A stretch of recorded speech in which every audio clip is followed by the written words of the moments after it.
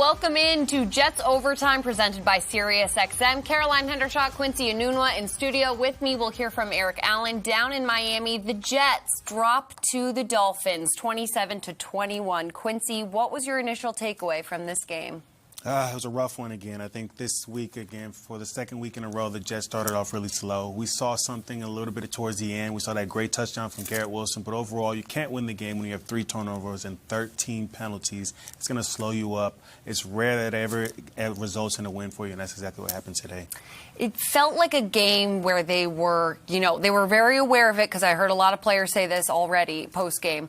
They were shooting themselves in the foot, and it was a lot of their own mistakes, and I think that is maybe the hardest thing for a player to swallow. Would you agree? Yeah, definitely. I mean, when you feel like you can beat a team and you continuously shoot yourself in the foot, when you continuously make mistakes, mental mistakes, right? We can go back to the fourth quarter punt, right, where you catch it within your 10-yard line. You're not supposed to back up at all. You know that.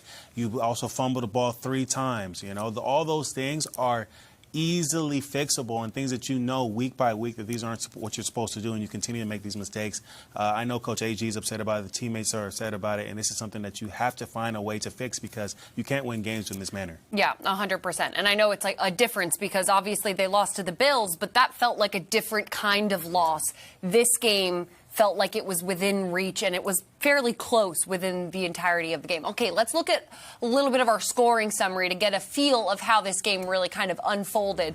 So it all started with Miami kicking this field goal. That was the first scoring point. They held them to a field goal, so that was pretty solid to start off with. Don't you agree, Q? Yeah, of course. I mean, obviously they had the fumble, and this was a great catch by Darren Waller. A guy that's been missing football, and unfortunately you end up having an opportunity where you could stop him on fourth down, and you don't do that. Yeah, and then we ended up seeing another field goal, so that was Nick Folk. We then see Dolphins, another Darren Waller touchdown, so he was having himself a game. And this was an unbelievable scramble by Justin Fields, but it shouldn't have to come down to that, right? No, but I mean, special players doing special things. I'm happy that he was able to come back and do this. It felt good for him, felt good for the team. I know he had his confidence back because, after missing a week and not really having the showing that you wanted against the Bills, you get an opportunity to show this is what I can do as an NFL player. He had a pretty solid day outside of the fumble, and this was a great show. Yeah, that was a 43-yard rushing touchdown by Justin Fields himself, so that was pretty crazy. And then, again, we see Devon Achane get that football or get that touchdown, and then we get Nick Folk back getting the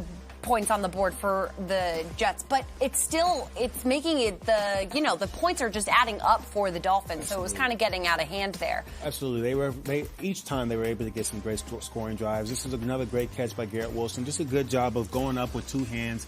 And then, the 2-point conversion as well. They did their best to stay in the game, but unfortunately, just too many mistakes like we talked about. And it was close.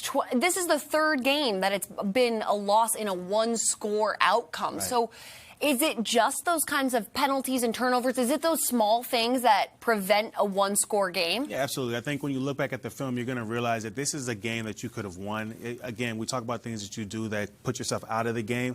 But I think watching the game over, they're going to realize that there's so many small things, small details, and that's what the game is. It's really a detailed game. When you find out how to make the right steps, make the right decisions, you can make yourself have better games. And these are the games that show you that you really are a better team than your record shows. Unfortunately, as a fan, when you watch it all in totality, you're like, man, this is not a good team right now. And this team has to find a way to get out of this hole that they're in.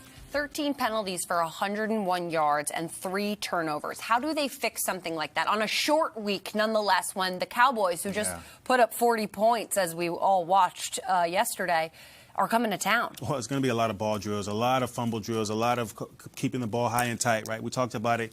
We talked about it over and over again with a guy like Derrick Henry, who's had 3 straight weeks of fumbles. Right? This is another team that's going to have to figure out how do you keep the ball in your hands, because they can't give this ball away 3 times, and each time the Dolphins find a way to punish them for it. I know, and it's even more frustrating because these are the preventable things that were stressed during training camp. And AG, I think, was very adamant in his post-game presser. We'll hear from him in a little bit, that these are things that they can fix and they know that they will fix. However, let's go check in with Eric Allen, who's on the ground in Miami.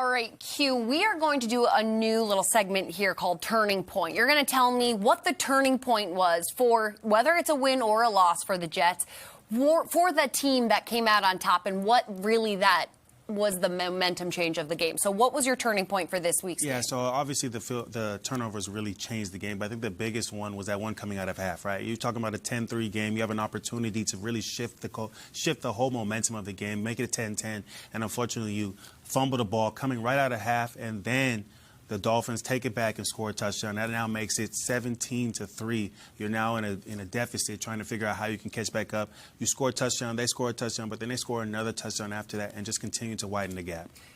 Can you feel something like that on the sidelines when something like that big of a change happens on the field? Yeah, I mean, I think it takes the air out of the game, really, because now you're coming out of halftime hoping that you can bring this momentum into the game. You've talked about everything. You've figured out how you want to game plan this team. You see what they're doing, and you want to go out there and make those changes. And immediately the ball's fumbled, and now you have to figure out, okay, how can we kind of catch back up? All right, well, let's hear from head coach Aaron Glenn and his thoughts after the game and what he had to say about the Jets' performance. When it comes to the game today, very disappointing. Very disappointing. And there's no way you can win any game with 13 penalties and 3 turnovers. It just can't happen. But what we have to do is go back to work. We have to go. That's the only way that we. Jets football is back at MetLife Stadium for Week 5 as the Jets face off against the Cowboys on October 5th at 1 p.m. presented by Atlantic Health System. Get your seats now at nyjets.com/tickets. All right, before we go into a little telestration by Q, what did you think of Aaron Glenn and his thoughts? Now, I will say I don't think we heard it in that clip, but he did say something that I found fairly interesting. He said before you can win games, you have to learn how to not lose games. Is that just kind of another reflection of what we've been saying of the small things? Yeah, absolutely. I think it also goes to the coaches as well, because you talk about something in the first half. The Jets were getting beat on the blitz for the majority of the first half. They couldn't figure out how to keep these guys from getting to the quarterback, creating pressure. And then on the defensive side, they could not stop playing man. They weren't able to stop the crossers. The crossers were beating them up. They finally switched to zone and bluffed some of the blitzes that they had. Figured it out in the second half, but unfortunately they started too slow. Yeah, I think that was something that we talked about off air when we were watching the game. We said, okay, so they're starting to change. Like, they would get into position looking like they would play man, and then they would drop into zone coverage right when the ball was snapped. So that was good for them. And there were positives. Now, I know everyone gets mad when we say that there were positives in the loss, but there were some. And you actually telestrated a couple of them. So why don't you show us some of those film breakdowns that you have for us and give us a little bit of, nice things that the Jets did this game? Yeah, definitely. There was definitely some good things, so I can't wait to show you guys.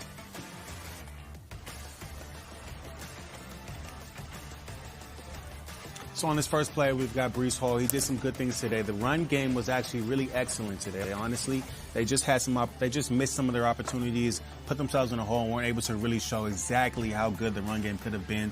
But it really kept them in the game for most of this first half. On this one right here, you're going to see them zone off the backside and bring Mason Taylor in motion. The motion was not doing well in the beginning, but they found a way to make it work on this play. You got a kick out from Mason Taylor, a down block to the linebacker, and then a nice play from Josh Reynolds to block the safety. Those are one of the big plays right here. And then watch Breece Hall's vision to find the gap, and then he gets to do what he does, get those extra yards for his team. A great first down run for him. Now on this second play, man, this is, the best receiver on the team, one of the best receivers in the league. He's going to run a nice out and up right here. And it's a good job because they know that the play prior, he had gotten open. So they say, hey, listen, Justin, make sure you get this ball to your playmaker. And he did just that. Gave him opportunity. That's all you need is just to give him a little bit of space. And he goes up and gets the ball. One thing I want to show for the young receivers out here, anytime you go for the ball, the hands together. This is extremely important.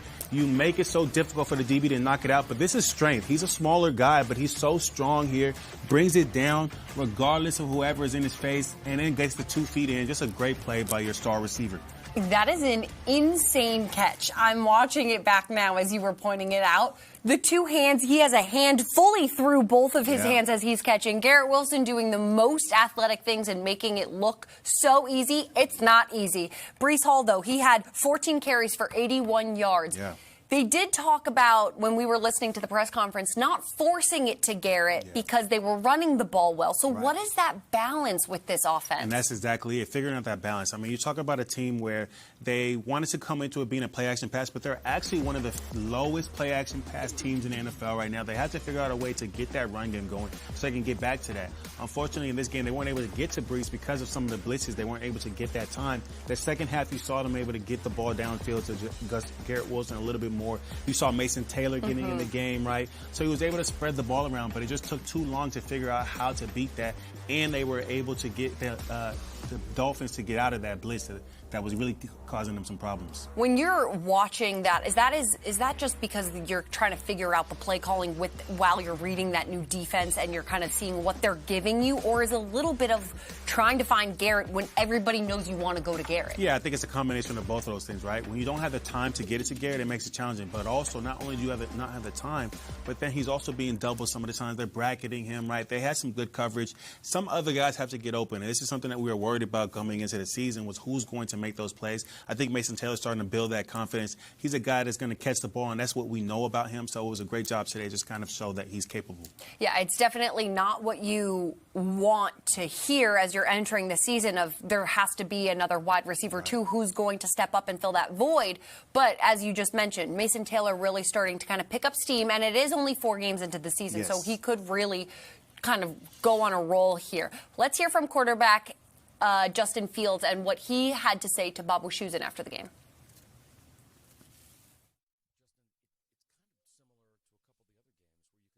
So many positives out of your team, but then to come up short. So even though with an 0-4 record, how are you guys dealing with the positivity of things you're doing well and yet having no wins to show for it? I mean, yeah, like you said, we're very close, but, you know, it comes to a point to where you want to get over that hump, and that's going to happen very soon. Like I said, we're just shooting ourselves in the foot, turnovers, penalties in critical situations, and that can't happen. But like you said, there's definitely positives to take away, but at the end of the day, it doesn't matter without a win. But, you know, we know what kind of team we are. We know what we're capable of, and we're just going to keep going and keep working. Yeah, to have a night where you declared an extra offensive lineman eligible multiple times, you were not making much of a mystery out of how you were going to try to win the game, and you still ran for 200 yards in a game where you were down by a couple touchdowns late when the Dolphins knew that you were trying to run the ball. So how about the ability to lean on that as this season goes on? Yeah, I mean, I thought the O-lineman did a great job. I thought we were really able to do whatever we wanted on offense, if I'm being honest with you. Like I said, it was just the turnovers that killed us. So if we eliminate those, eliminate the penalties, and, you know, the sky's the limit for us. So, yeah. Justin, thanks. Appreciate it. Appreciate you. All right, the NFL Fan of the Year contest presented by Captain Morgan is back, and the Jets are looking to celebrate extraordinary fans who will represent the team at Super Bowl 60 in San Francisco. Visit nyjets.com/fan of the year to submit your nomination now. Quincy, we just heard from quarterback Justin Fields. He said something interesting, I thought, of they just have to get over the hump. It sounds so simple, but what does that entail for a team like this? And I know we've kind of really beat a dead horse by saying, you know, correct the little things, control what you can control. But is it as simple as just having one of those games where everything clicks? Yeah, I mean, I think the most difficult thing right now is that this team needs, I hate to say this, but they need more patience. They need to figure out, okay, how can we figure this defense and this offense out? I don't think they have a great grasp of it, and that's an unfortunate thing to think about 4 games into the season. But there's some of these guys are making some mental mistakes that are due to them not fully understanding how the offense goes. We saw a few times in the first half where there were some penalties where they weren't able to get lined up, and back-to-back, right? So bad that they had to stop doing motions and shifts. So I think one thing that they have to figure out is getting back to the basics, right? Getting back to the details, the smallest details, because this offense can be great if you're able to get those small details. Defensively, it's the same thing. Last week we saw in coverage a lot of times they were getting beat on some coverages that were a little exotic. You know, sometimes getting to those exotic plays, you have to be able to do the base stuff first. They tried to do a lot of man coverage today, realized that the man coverage wasn't working. They were getting beat on a lot of crossers. They switched to the zones. So just finding out what you're good at. I know it's still early, and this is a defense that they're still putting in, an offense they're still putting in, but they have to figure out what they're good at before they can start to do the extra stuff. And leaning on someone like that, Garrett Wilson, always helps. Now, before we get to final thoughts and maybe look ahead a little bit on the Jets' schedule, I want to know one thing that you think they can continue to build on from this game, and then one thing that they need to improve specifically for the Cowboys coming to town. Yeah, I mean, the biggest thing is the offensive side, right? You had a lot of explosive plays. 400 yards of total offense is amazing, right? That's what you want to see in a win. Unfortunately, it came in a loss, but no picks from Justin Fields. You come back your first game off of a concussion. You're running the ball well. A couple explosive plays from you, not only the touchdown, but you also had a nice scramble in the first half, a nice deep ball to Garrett Wilson. So these are all things that you can build off of. You got to see Mason Taylor. You saw Breece Hall, 80 yards, 100 yards of all-purpose yards, right? So many great things that you can build off on the offensive side. I think these are things that you can go into with the Cowboys, who just gave up 40 points and a lot of yards to the Packers, and say, hey, listen, we are capable of making big plays. Let's bring that into this game here. And the Cowboys will be without one of their big wide receivers, CeeDee Lamb, so that could be something that the Jets really take advantage of. Okay, before we end, I just want to hear a little bit of your final thoughts with this injured Jets defense, because we did see Braylon Allen go down. We did see Michael Carter go down. Now, we don't know the status of them, if they'll come back up, but this Jets defense, they've been a little bit inconsistent in just how they show up from quarter to quarter even. And there's some really good plays that they make, and then there's maybe a little bit of those miscues that we've been seeing that are mistakes that they can definitely clean up. They're without a lot of their linebackers. That's definitely a factor in this. But how do they really hone their style of defense before the Cowboys come to town? Well, I think the biggest thing is they obviously miss Quincy Williams a lot, right? You're talking about a guy that's great side to side, a guy that's going to be able to read those play actions, but also get back fast enough, right? You don't have a guy that can move side to side like him. That speed is irreplaceable, right? So you have to find ways to make sure that you're reading your keys and getting into those positions, right? Defensively, that's a really tough thing to do, but they have to find guys that can make those plays, because they also lost Marcelino as well, right? So two guys on that defensive side that can make plays for you. And then after that, right, offensively, right, you're losing Braylon Allen. We have to see Isaiah Davis step up, right? So these injuries are going to hurt, and it's a short week, so we don't know if they're going to be back. But I think guys have to step up. It's a week-to-week league. You cannot think that I'm never going to play. Right. There's always an opportunity for you, so guys have to be ready. I think that's another issue that the guys are having, is that not everybody's prepared, right? That's how it looks on film, right? And I think the coaches will probably say the same thing. So you know what you're supposed to do. The coaches are telling you what to do. It's time to get out there and do that. Yeah, and I understand. It's a little bit of a younger team. You have a new head coach. You have a new offensive coordinator. There's a lot of, growth and learning that has to be done. It is only 4 games. I know it feels like the end of the world right now to maybe some Jets fans, but cool the Jets a little bit. I think there's still plenty of season left. Yeah. And speaking of which, we actually have the Jets schedule that we can show you, because it's going to be a little bit of a lot of flights for them coming up, because coming up they have the Dallas Cowboys at home, which is helpful. But then they turn around that next Monday and they leave for London, because they're technically a home game against the Broncos, but that will be in London. And so that is a little bit of a challenge for them there. But then after that, you get to see the Panthers at home. You go away to the Bengals, and then you're at your bye. So pretty quickly, you're already at the bye with Week 9. So that'll come very quick, and we'll see what that record is for the Jets when we get to the bye. All right, last question for you. How do we get to see the Jets that we all saw in Week 1 next Sunday? Yeah, I think the biggest thing is that even though we want to see this exciting offense and exciting defense, I think we've got to keep it simple. You've got all the players you need. You've got some talented guys. You've paid some talented guys. Keep it simple. Go to the basics. Make the plays that you need to make, and just take them. That's it, right? Take the easy play. Don't make it bigger than it has to be. Football is very simple. It's just challenging because you make it too challenging. Yeah, most definitely. I mean, I can't say that because I've never played it, but as someone who watches it, I think I can also agree with that. Now, we've also seen the Cowboys struggle here and there with the season too, so we don't know what version of the Cowboys will show up next Sunday. But thanks everybody so much for watching us on Jets Overtime, presented by SiriusXM. The next time you'll see us is for Pregame Central next Sunday at 1 p.m. when the Cowboys arrive at MetLife Stadium. Thanks so much. We'll see you then.